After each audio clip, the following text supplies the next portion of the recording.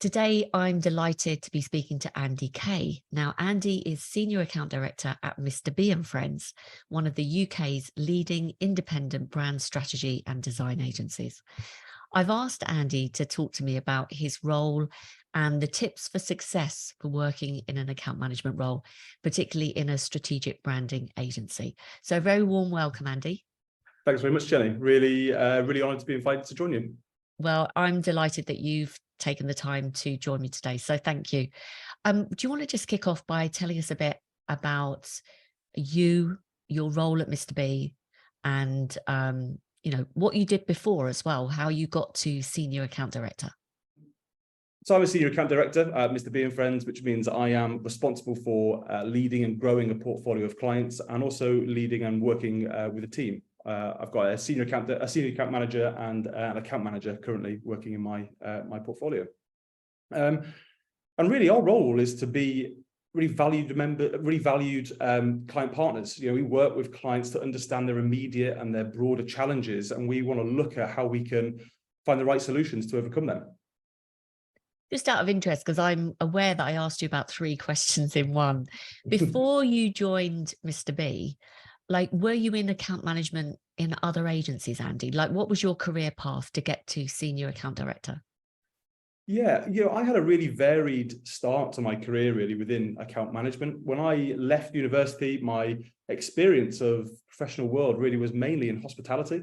So when I left uni, I found it was a relatively slow job sort of market, struggled to get that first opportunity. So I decided to make my own opportunities, and I did some freelance work, and I did a lot of varied freelance work. I worked with digital agencies doing some copywriting, some SEO work. I worked with small local magazines doing some writing and some journalism and some actual design work on their magazine. I won't show my creative colleagues that, and they'll thank me for it, I'm sure. But I also did some videography as well. So I worked with clients to try and find different stories that they wanted to tell and captured them. But what that experience, that year of freelancing, what that experience taught me was that I was much better at the front end of this, that curiosity of why they exist, what stories they want to tell, how I can help them, than I was at the actual execution. So that led me really into thinking, okay, I'm not the doer within this. I'm the person who sort of directs and pulls it all together. So I looked towards account management as where I would take my career, and started an agency called 375 in Bristol, which was a sustainable branding agency focused on telling sustainable branding stories.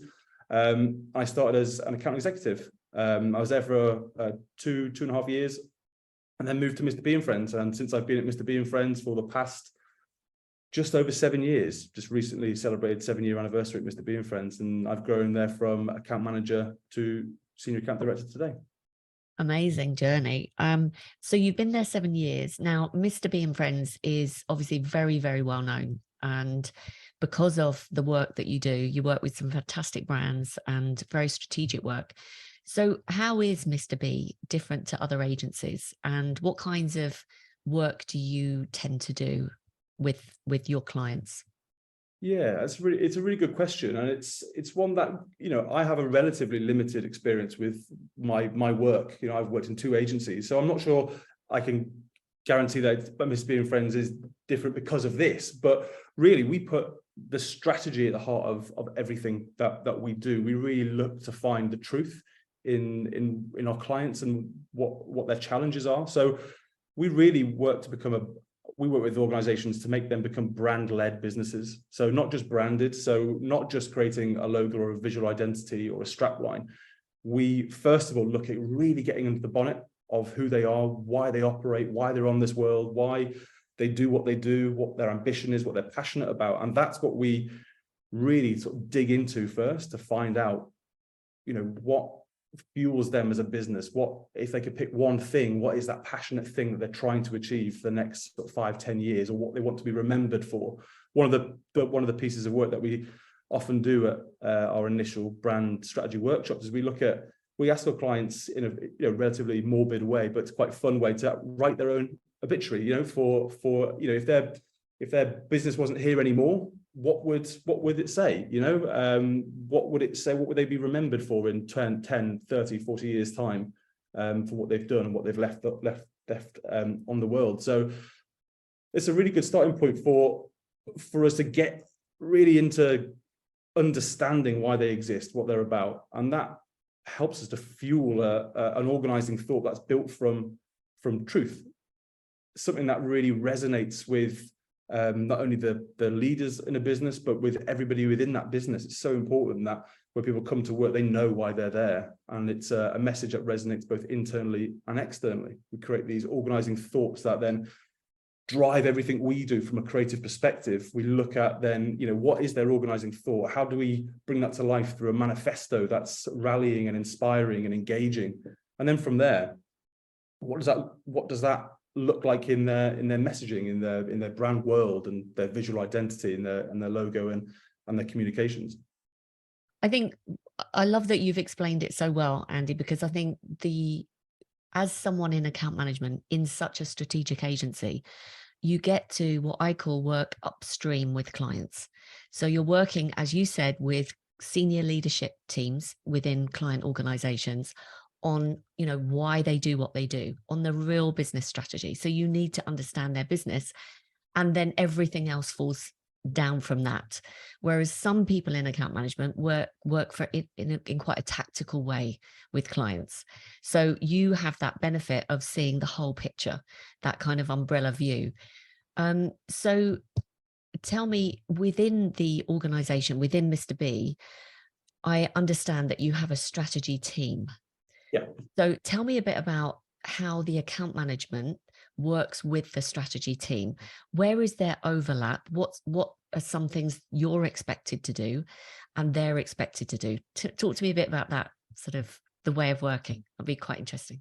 Yeah, absolutely. It's pretty well defined, really. I think everybody understands the value and the specialism that they bring to each project. So we are focused on making sure that our clients have the best experience working with us, that we are all curious about what they do, what they're about. We attend all the workshops, and the strategy team then break that challenge down and rebuild the opportunity. So by pushing the brief initially of what clients think that they need versus what they actually need is stage one, really looking at that. And what clients think they need might be what they need ultimately. But if we don't do that pushing, if we don't do that further investigation from the outset, then we're not doing our jobs properly, really. We're not making sure that we are getting to the root cause of the problem. At the very beginning of a project, it is very much a partnership between account management and strategy, together looking at, okay, this is the challenge, what's our opportunity here, and trying to shape that. But then we turn to, from account management, we then turn to the strategy team to really engage, their specialism, really engage their skill set to start to bring that to life and really hone in on what that opportunity really, really is. And then presumably you take that strategy and make sure that everything is infused, and you use that as a cornerstone to check any future requests that come up from the client's perspective. So you become the ambassador of the strategy. Is that right? Yeah, exactly that. We work in parallel across the project. So the account management team will be the team that works from beginning to end of a project. We're quite unique in that sense, that we're the ones who are the common thread throughout. Strategy is there to guide and make sure throughout that. But once they've done that first initial thinking, we've got that organizing thought, we've got that strategic territory, we've got that manifesto and our messaging strategy completed, and the creative brief is there. There's a check-in points throughout that, but where we then take sort of the ambassadorship, as you say, Jenny, to make sure that is then lived and sort of comes to life within the creative and everything we do thereafter. Interesting. So can you just describe like a typical day in your life, from who you're interacting with to how many clients you're managing to the types of tools you're using, etc. Just give us a flavor of what you're doing on a day-to-day basis. Really, very varied. So my day-to-day, there's never really consistent. So we like to start the day with trying to make sure everybody's on the same page. Everyone knows what's expected from them, that we are the ambassadors of making sure that everybody has got everything they need to succeed that day. Making sure that we're checking in with different projects as the days and weeks go on. But it could also be that I'm taking new briefs from clients, whether that's by myself, whether that is with the strategy team or the creative team, but really working with clients to figure out their challenges, or taking opportunities to clients as well. So being proactive and saying, look, your competitor is doing this. I've just seen this being published. Here's something that we think that could unlock for you. Here's something that we think we could do, or this is a really cool idea that we saw last week, that someone, not a competitor, but it's just a cool idea for something that's happened in the industry. Maybe we could explore something like this. So it's been about being proactive with clients. It's about making sure that the team is set up for success, and we're being really, really clear. Are you, with that proactivity piece, because that's a really interesting one, and thank you for explaining exactly what you do. You find a piece of news, some kind of insight, some trend, you go proactively to the client and say, look, this is what we think this means for you, and this is why we should have a conversation. And I think that's for me, account management best practice. But everyone struggles to do it because, a lot of agencies are charged out at the billable rate, and a lot of work is kind of doing delivery of existing projects. So how do you make sure that you carve out that time to do the thinking, to do the proactivity piece? It is really hard to do that. It's a really disciplined thing that you've got to force yourself to do, almost, because it's so easy when the day starts to get into being reactive all the time. I'm trying to move away from being reactive and just being proactive and making sure that you're in control of what your day looks like. I mean, that's not to say that if you get an urgent email in your account, or an urgent call from a client, you should ignore that. Absolutely not. But it is, some of the things I guess that I find helpful is that I set up Google alerts. My client sectors, I look at what's going on, what's happening. I have Google alerts about competitors that come through, my clients, what's happening in their markets. I also sign up to McKinsey newsletters. So, everything that's going on in different industries that I'm, for the clients that I'm looking after, then I'm getting information that's coming through. For example, getting newsletters about AI and how that can help. One of my biggest clients is in the travel industry, and talking to them about what does AI mean for travel? Are you using AI? What does the metaverse, what are the opportunities with the metaverse? You're reading articles about booking, people will be booking hotel experiences in the metaverse in the future, because they'll be able to see it, try before you buy element, and it's just thinking about, these might not be relevant conversations to have with clients about work that we can be doing with them, but you're engaging in their industry, you're engaging in what's happening around that, and making sure that they have some useful content. And it might be, like I say, it's not that there's an opportunity there, but it's something that they might find useful, and that's, they might have that piece of knowledge that they can then take to their bosses or their team. Absolutely agree with you. I think that very well said. It positions you as that strategic advisor. You're showing up, you're looking interested, you're looking engaged, as you said, you're taking an interest, you're being professional. And quite frankly, clients want to stick around with partners, like you say, that act in that way. So I think that's really good way of doing it. Just while we're on the subject of AI, and it's a bit of a left field question, but are you using AI in your day-to-day running of your account management role?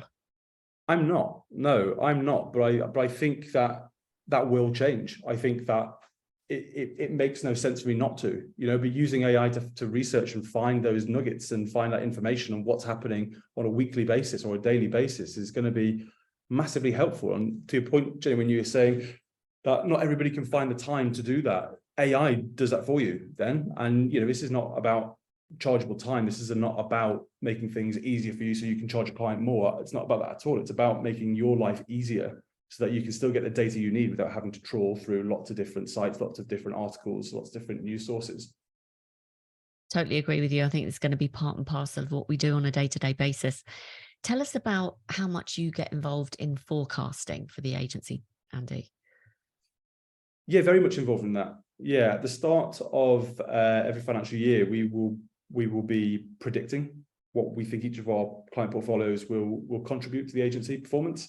And then we map that though throughout the year. We stay really close to that. So if things are happening in certain markets, if there's anything changing, levels go up, levels go down, and then we are really, really conscious of capacity then, what we can take on, what we can bring into our teams. But in terms of forecasting, it's a daily ritual that we'll be involved in, looking at what's currently in our portfolio, what's currently in our forecast sheet, and then making sure that we're being on a daily basis truthful to ourselves, but truthful to the client as well, to make sure that we're not pushing work for our billings, we're pushing work for the right reasons. But at the same time, we need to be across all of that, because we need that transparency, and we need that, that knowledge to be able to operate. And just talking about forecasting, you presumably input into that forecast at the beginning of the year. So it's like a shared responsibility with the account management team. Is that right? Yeah, exactly. I'm sort of asked what do I think my clients will realistically, what do we think they will build throughout the year? And I'll break it down by client for the year based on what's happened previously, conversations that we're currently having. Maybe there's annual events that we know will come around each year that are fairly predictable. So it breaks down by things that we're very confident by, things that are probable, and then things that we are scoping that we can't see. So it is making sure that we've got that understanding of, this is what's going to happen. We know that because it's we're either in progress with it, or we're in discussions, or it's something that we do every single year. It's stuff that there's conversations around different projects that are happening that's probable, so we could be a little bit more confident on those, and that's a focus point for us then to make sure that they convert, and that we're working with the teams to make sure that they happen.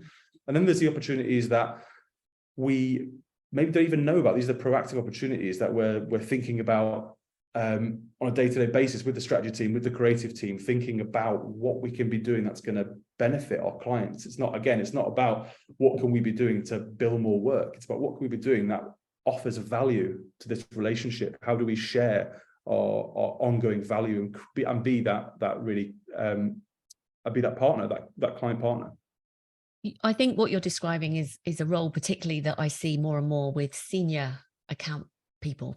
So your senior account director, I would absolutely, it's no surprise that you've just described your role in forecasting, because I see that very much as the senior person's role. What else do you think is different to, say, a junior account manager? And they might be listening to you explaining your role in forecasting, thinking, well, I'm not involved in that. What else are you doing at a more senior account director level that you perhaps weren't doing when you were a more junior level account manager? I guess I'm looking at not only the ways we do things for clients, but the ways we operate internally as well. Having been able to work with a great team, being able to delegate a lot of the day-to-day, the projects that when I was an account manager and as a senior account manager, I loved doing those. I found them really, really fun to get involved and actually, manage a video shoot, manage a rebrand, all this sort of stuff. That's the doing part of the role that's enjoyable.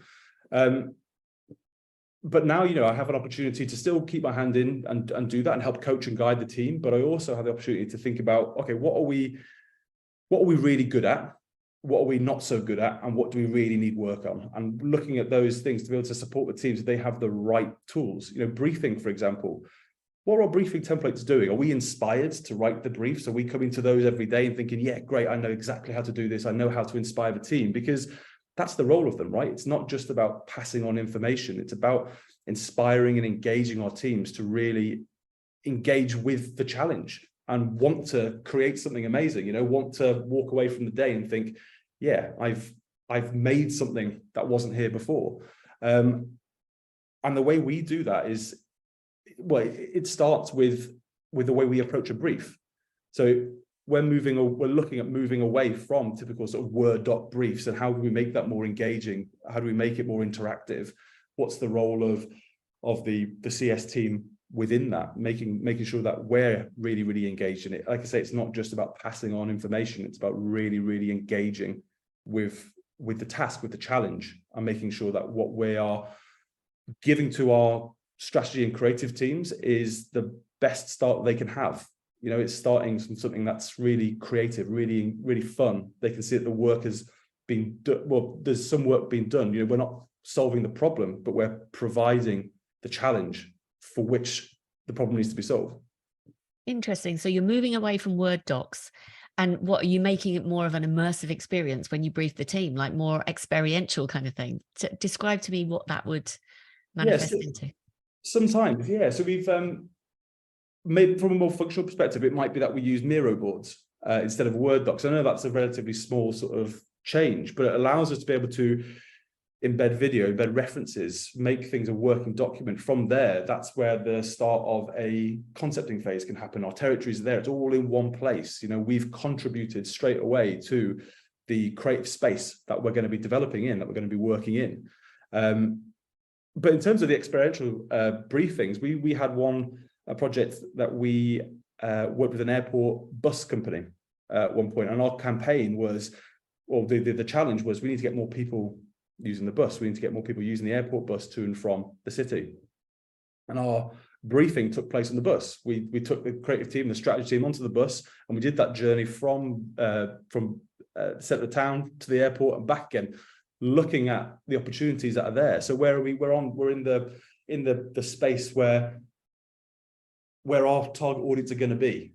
What do we need to do to make sure that they come back to this? What do we need to do to make sure that this stays on their mind? What are our opportunities here within this environment and outside of our environment as well? Let's think about where we go, you know, whether there's some sort of gamification that can be done around the journey for kids, you know, looking at different parts so they can engage as they're going through.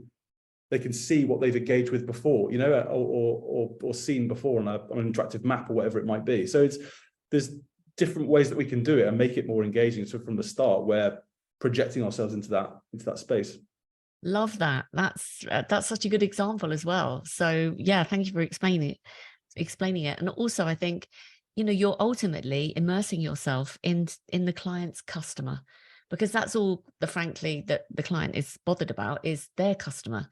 And what Yes. you're doing is making sure that you are totally immersing you and the team in what that customer's journey is like. I'd love to hear a few kind of perhaps actions that you've taken in your role that have led to success. You know, it could be that you've expanded a client relationship, or you've proposed ideas outside the scope, or you've acquired a new client. Like, what kind of can you share with us some examples? Yeah, I think for me, personally, my focus is always on relationships. It's always on building really, really good, really strong relationships with clients. And that's allowed me to sort of enjoy quite a lot of success from returning clients. So, and I can't take the credit for that. You know, I work with a really, really creative and really, really talented team. So it goes hand in hand. You know, I want to make sure that they have the best experience of working with me and working with the agency, but we have to deliver at the end of the day. But creating those relationships, creating honest, trusting, human relationships as well. It's not about transactional. It's not about things being stiff. We work in a fun agency, a lot of our fun world, right? A lot of our clients, you know, have very busy jobs, very busy days, a lot of pressure, and we want to make sure that their engagement with the agency is the best part of their week. You know, make sure it is the what they look forward to throughout their day. But I'd say for initially, creating really good relationships is the focus point. And since, you know, doing that and working with my main client, really, when people have left, we've had return business come back in. You know, if they move on, I get emails a month later saying, "Hey, I'm settled into this project now, settled into my new role. Would love to work with you again." And maybe 5, 6, 7 different clients have come back and brought new accounts into the agency from that one client. So it's those relationships that keep coming back. Great. So probably everyone listening has got the same question as me. How do you build a strong relationship? Like, break it down. What does Andy Kaye do to make sure that these clients love you and the team so much that they want to take you to their new job?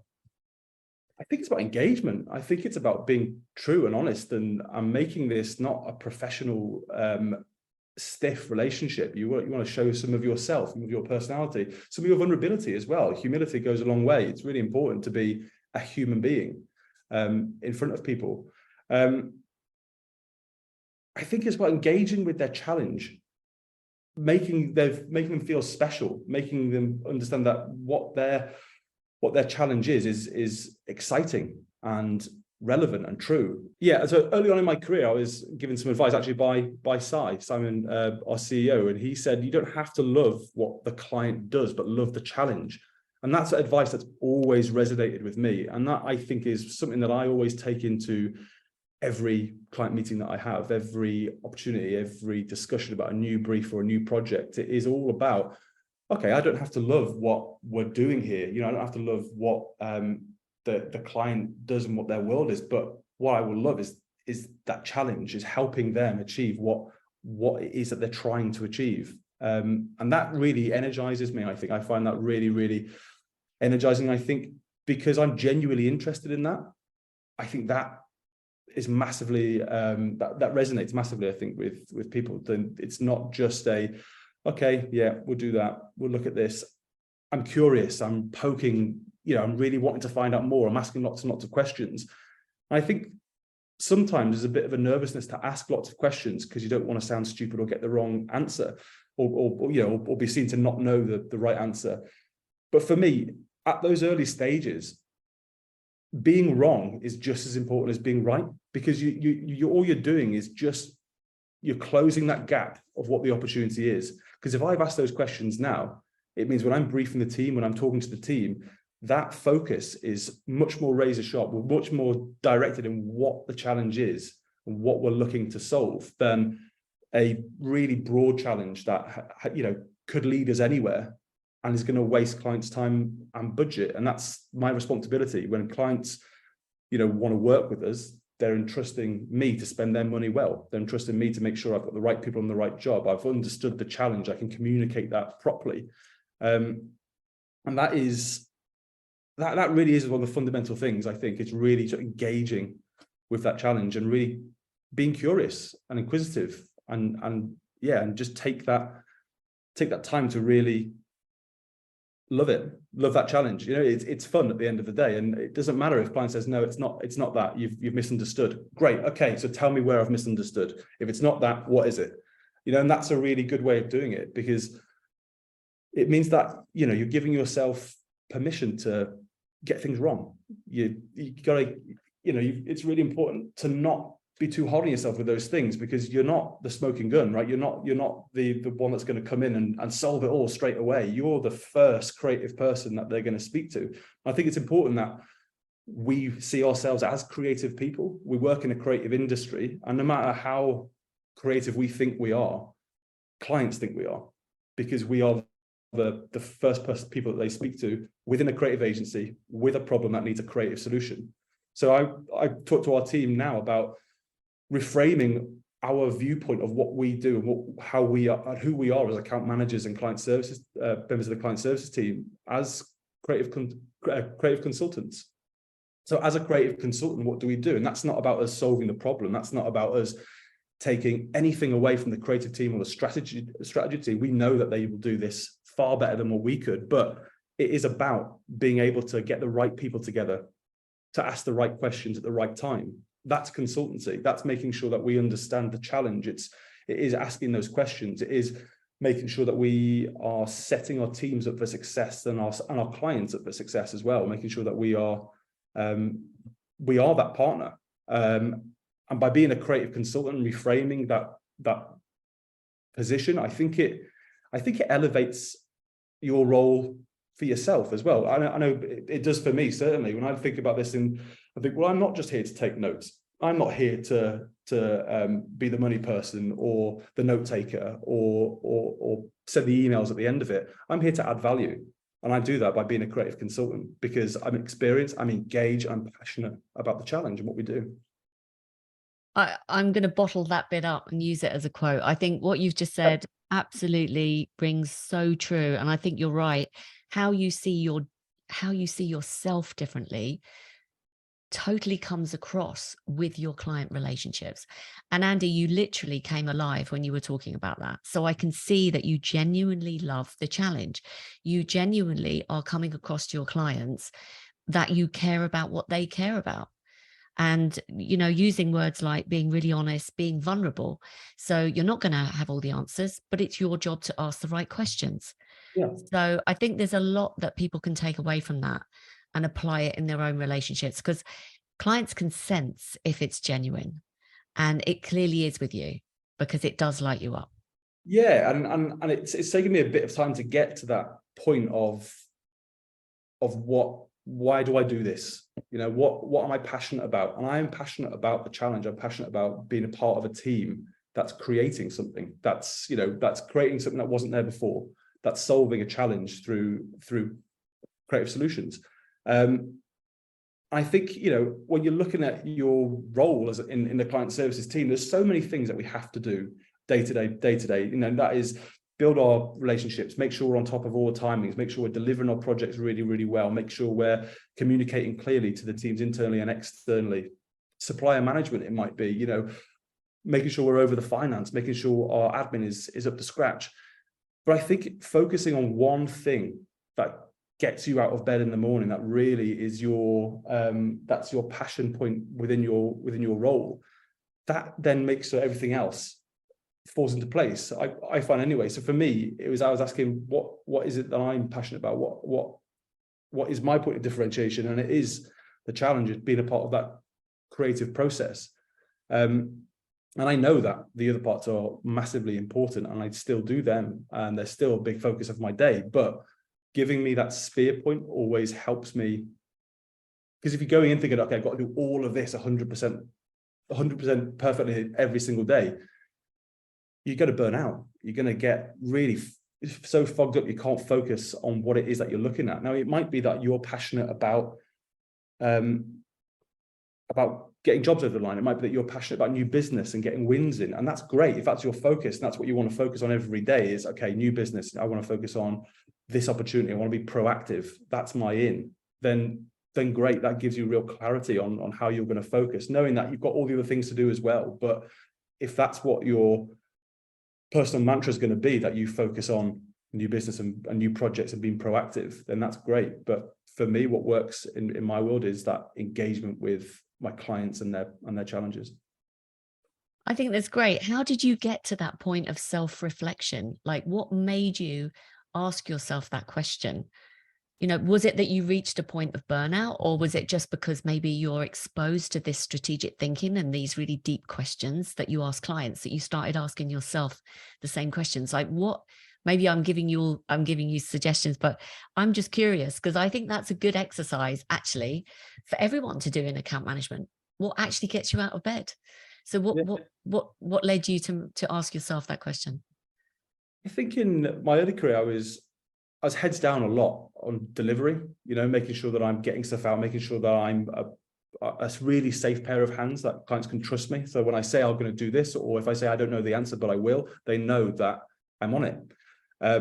But I had my head down a lot in that delivery. And I think when you have your head so firmly down doing the do, you don't have the opportunity to really look at, okay, what drives me with this, because I'm doing, like I said, I'm doing all those things 100% of the time, and there's no differentiation behind that. And I think you do get burnout. I think you do get to that point where you can't see the woods for the trees. You are just focused on doing and doing and doing, that you don't have the opportunity to say, stop, okay, I need to think of what it is for me. And I don't think it was a single moment. I think over time it grew. I think as my confidence grew, and I've always through my career been fortunate enough to be given a lot of trust internally. So you know, my account directors that I've worked for, the business leaders that I've worked with, they've always given me a lot of trust in my role. And I think that's given me the opportunity to question that, to think about where I add the most value. And I think that's what it is actually. I think it's where I add the most value for my clients. When I'm thinking about this, you know,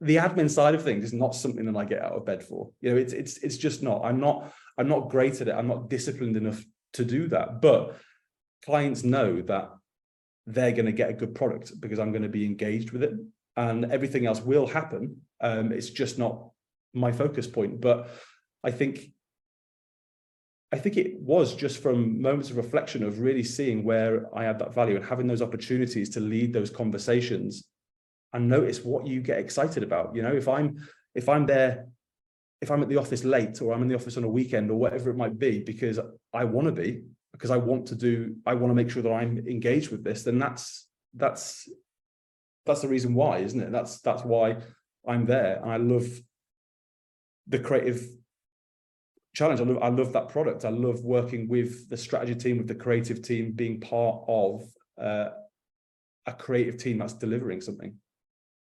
Honestly, I think it's very inspiring for other people in account management to listen to you, Andy, talk about your job, because it's always so much more inspiring to work with someone who's energized and energizing.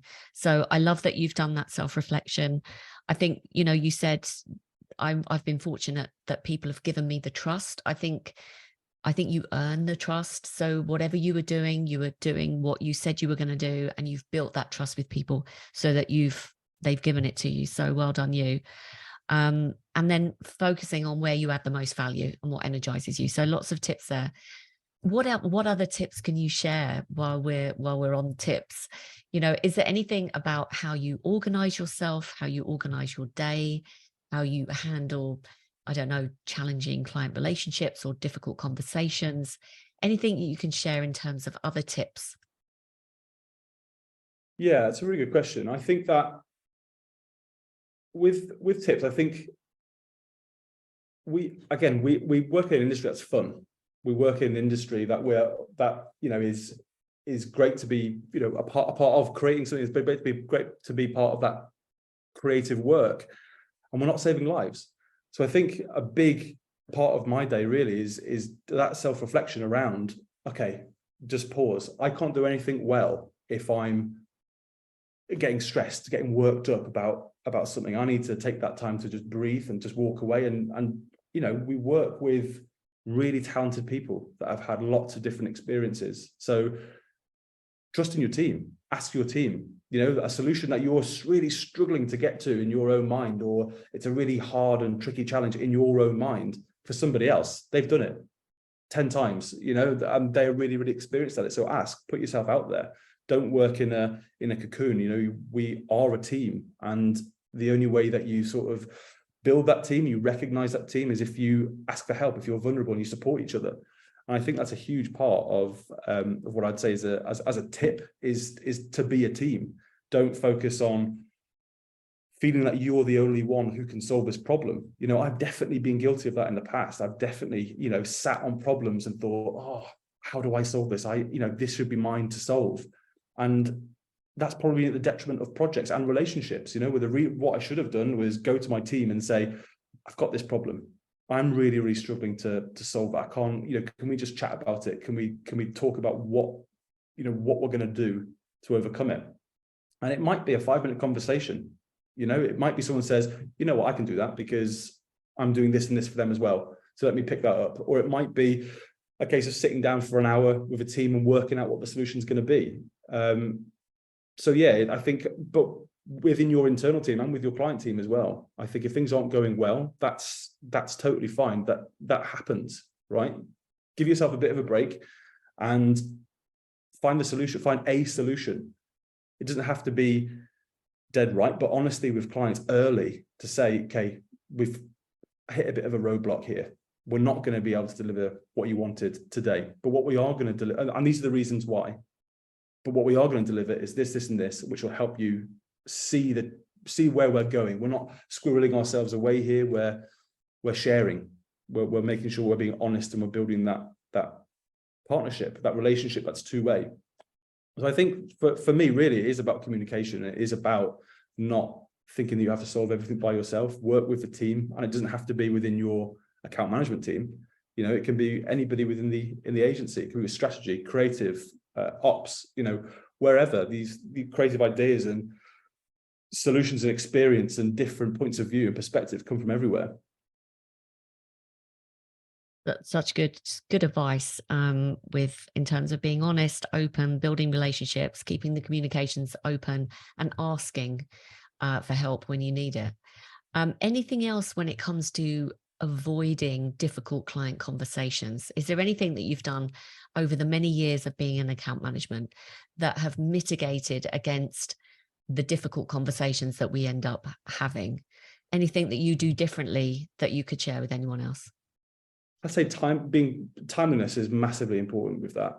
And again, it does still revert back to that open and honest communication, but it's about being on top of things. It's about making sure that if you've got doubts about anything, that you're going to have a more difficult conversation if you leave it to the end of the day. But if you've got doubts about anything, then manage expectations early. And be honest and be open. You know, there's work that I've received in the past that, you know, we've not cracked it. We've not yet cracked it. And that's not anybody's fault. That's just because maybe we haven't had the time. Maybe it's just, you can't wake up every day and deliver perfect creative. You know, time needs to be given, and people need to be allowed opportunities, you know, to ask for more time. So I think with that sort of stuff, it is about supporting your team and I'm being the agency for your client. I'm being the client within the agency. So yeah, I think avoiding difficult conversations, it's tough. I mean, because within our role, that is part of our role. We will have to have difficult conversations, and there's nothing that I can necessarily say that's going to avoid that. But I would say timeliness and being open and honest about everything. You know, with those difficult conversations, if we're overrunning on budget, figure out why beforehand. You know, is that our issue? Are we just over egging this? Are we just trying to create this perfect world, and that's actually not the client's problem if we're over investing in it? Or is it because actually the brief has changed? So really think about what's happened and pull it together. So it's not about being reactive to stuff. It's about being considered. It's about being timely, but it's not about saying, okay, hold on a minute, you said it was only going to be one amend and this has now gone to 2 amends. I think you need to sort of fight your battles and pick your battles, because that's a surefire way to ruin a relationship if it goes over by 1 amend and it's small and you're seen to be penny pinching. You know, I tend not to talk about money with my clients straight away. You know, if they want to talk about budgets, then that's fine. But I don't want my clients to ever think that it's gonna, if they want to pick up the phone to me and have an hour-long call, or, you know, or invite me over to have a bit of a workshop or a thinking, or, you know, a bit of a brainstorming, that they're necessarily going to get a bill at the end of it, because I want to build that relationship. It's not transactional. It is valued partnership. Very nice. Very nice. Any final words of wisdom? You've shared so many already, and I'm just conscious of your time. Any other pieces of advice that you could share with anyone that maybe aspires to be in a senior account management role, to do what you're doing, to lead a team, to kind of sit there in a kind of more strategic role with your clients? Any pieces of advice you would give for someone else in account management? Yeah, I think working on your own values is really, really important, but helps guide you. I got ours. I cheated in a way, really. I got ours from our old Mr. B and Friends values, which I think work perfectly for account management. It's something that's always stuck with me, which is to be there, to act like it's yours, and it can be done. These are 3 sort of really active things that, for me, really fundamentally, that is what the role is. That is what shapes you and gives you the opportunity. Because you can, if you're there for your client, if you're there for your team, then that is that relationship building, that is that trust, and that is that loyalty, and that will be that return business. If you act like it's yours, you take that ownership and you really engage with the challenge in a way that is sort of emotionally engaging as well. You're emotionally invested in the success of it. And if it can be done, if you're saying to yourself it can be done, there's always a way. Then there's always a way. You know, it might not be the way that it was when it first came in, when the brief first came in, but the way, you know, you create that way. You create what it is that's going to add value to your client. So if you don't have, the client wants to have 3 concepts, but you don't have the budget, okay, what do we do with that? Instead of macking it up and making it look perfect and beautiful, let's take our pens and pencils out and let's scamp things, let's sketch things, and let's, instead of putting it into a perfect presentation, let's put it into Miro and take them through a work in progress. And, that lives, it can be done, because there is a way to do it. It doesn't have to follow our own personal processes or what we think client expects. Client wants to see creative work. Client wants to see progress, and they want to see that you are engaged and that you are moving things forward. They also love to be involved in the creative part of it. So why would you exclude them from sketches and scamps and bring them in a little bit early to take them through that, get that temperature check? That's where you can use that money and use that budget much more wisely and make sure that things do get done. So just repeat them. We had act like it's yours, act like it can be done. And what was the third one? Yeah, so be there, act like it's yours, and it can be done. I think that's such a good mantra. I'm not surprised that came from Mr. B. I really am not. It's just so profound and so true. And I think also, I just got to add that the people that I've seen in account management that have done particularly well and have been promoted quickly and have ended up being successful like yourself do act like it's yours. It feels like their own business, their own challenge, and they take it on. And I can see that with you, Andy. So very, very well said. And thank you so much for sharing so much value. It's been brilliant conversation. I love your passion and energy, and I'm not surprised that you've done so well. And Simon wants to keep hold of you. That's very kind. Thanks very much, Jenny. That's very kind. All right. If anyone wants to hear more about the work that you're doing at Mr. B, what's the best way that they can contact you? Yeah, you can contact me through LinkedIn. You can contact me through Mr. B and Friends website. It's andy.kaye@mrbeandfriends.co.uk, or you can call our office. Love that. Thank you so much, Andy.